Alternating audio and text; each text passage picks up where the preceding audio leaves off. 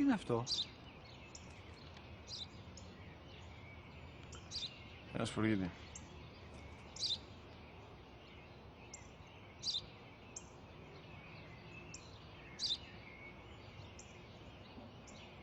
Τι είναι αυτό? Μόλις τώρα στο παπατέρα, σπουργίτη είναι.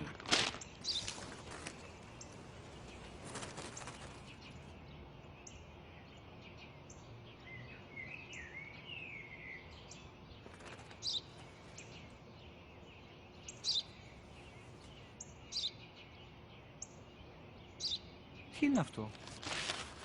Ένα σπουργίτη είναι, πατέρα. Ένα σπουργίτη. Σπου-γι-τι!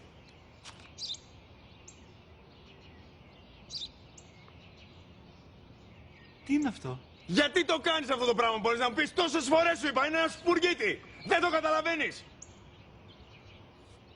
Πού πας?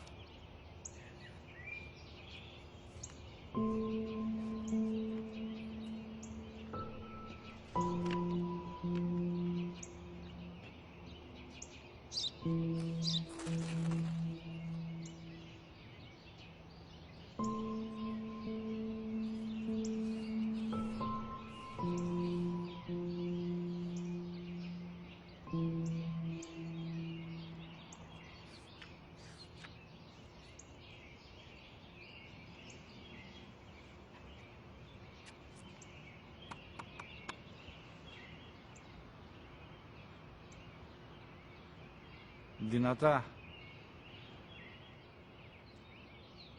Σήμερα ο μικρός μου γιος που πριν λίγες μέρες έκλεισε τα 3 καθόταν μαζί μου έξω στο πάρκο όταν ένα σπουργίτη ήρθε και κάθισε απέναντί μας. Ο γιος μου με ρώτησε 21 φορές τι ήταν αυτό και του απάντησα και τις 21 φορές ότι ήταν